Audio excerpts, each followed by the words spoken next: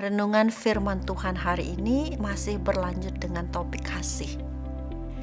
Kita akan membaca dari surat Rasul Paulus kepada jemaat Tuhan di Korintus yang berbunyi demikian. Ia tidak melakukan yang tidak sopan dan tidak mencari keuntungan diri sendiri. Ia tidak pemarah dan tidak menyimpan kesalahan orang lain. 1 Korintus 13 ayat 5. Saya bukan seorang atlet, tetapi kita semua tahu ada hal-hal yang tidak akan dilakukan oleh seorang atlet untuk bisa sukses dalam karirnya.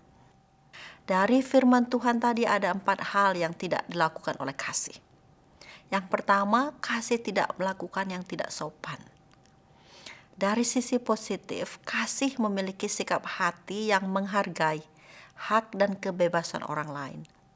Dari segi negatif, kasih tidak melakukan apa yang tidak sopan. Kalau kita mau jujur, karakter kasih tidak lahir dari tabiat manusia. Bukankah kita lebih suka hak kita dihargai daripada menghargai hak orang lain? Kasih adalah karakter Tuhan.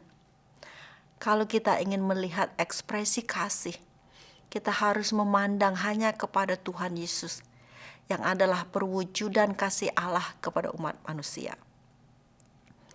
Dalam kitab Wahyu, dalam surat kepada jemaat Tuhan di Laodikia, Tuhan Yesus menegur mereka dengan keras karena mereka suam-suam kuku. Di satu sisi mereka beribadah, tetapi di sisi lain mereka tidak mau mengandalkan Tuhan. Bahkan mereka merasa tidak membutuhkan Tuhan. Dari luar mereka kelihatan kaya dan sukses, tetapi secara rohani mereka miskin di mata Tuhan. Tuhan Yesus berkata, "Lihat, aku berdiri di muka pintu dan mengetok.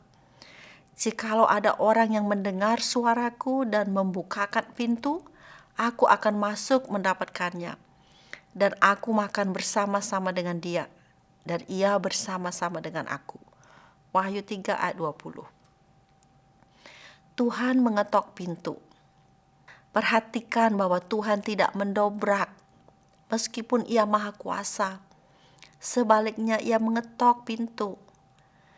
Ini adalah ekspresi kasih karena kasih tidak melakukan yang tidak sopan.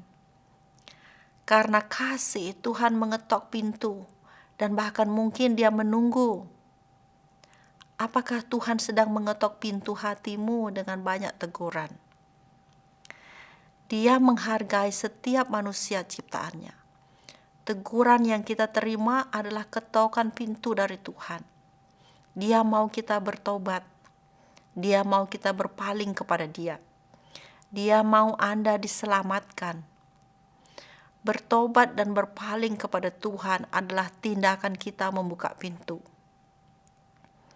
Tuhan berkata, "Maka aku menasehatkan engkau, supaya engkau membeli daripadaku emas yang telah dimurnikan dalam api, agar engkau menjadi kaya, dan juga pakaian putih, supaya engkau memakainya, agar jangan kelihatan ketelanjanganmu yang memalukan, dan lagi minyak untuk melumas matamu, supaya engkau dapat melihat." Wahyu 3 ayat 18. Ini adalah metafora untuk menggambarkan kekayaan rohani yang Tuhan Yesus tawarkan kepada mereka yang membuka pintu hatinya, yaitu kepada mereka yang mau bertobat dan mengizinkan Tuhan masuk. Mereka akan menjadi kaya di mata Tuhan, berjubahkan kebenaran, dan berjalan dalam terang Tuhan. Sebaliknya, kalau seseorang mengejar harta dunia dan mengabaikan Tuhan, ia menjadi manusia miskin di mata Tuhan. Walaupun mungkin ia memiliki emas berlian, ia adalah manusia telanjang dan memalukan. Walaupun mungkin ia memakai pakaian yang mahal dan pikirannya dibutakan oleh nafsu dunia. Walaupun mungkin ia merasa sebagai orang yang paling hebat. "Barang siapa kukasihi," kata firman Tuhan, "ia kutegur dan kuhajar. Sebab itu relakanlah hatimu dan bertobatlah." Wahyu 3 ayat 18. Teguran Tuhan mungkin terasa keras dan sakit, tetapi motivasi di balik teguran ini adalah kasih. Karena Tuhan mengasihi, Ia terus mengetok pintu dengan teguran-tegurannya, dengan harapan supaya Anda mau membuka pintu, supaya Anda mau bertobat dan berpaling hanya kepada Tuhan. Hati yang bertobat adalah hati yang tidak mau lagi melakukan keinginannya sendiri, tetapi hati yang menyadari bahwa lebih baik mendengar dan mentaati Tuhan. Ketaatan kepada Tuhan adalah pintu untuk kita menikmati persekutuan yang intim dengan Tuhan dan berjalan dalam terang Tuhan. Apa yang mengikat Anda untuk bertobat dan mengalami kasih Tuhan?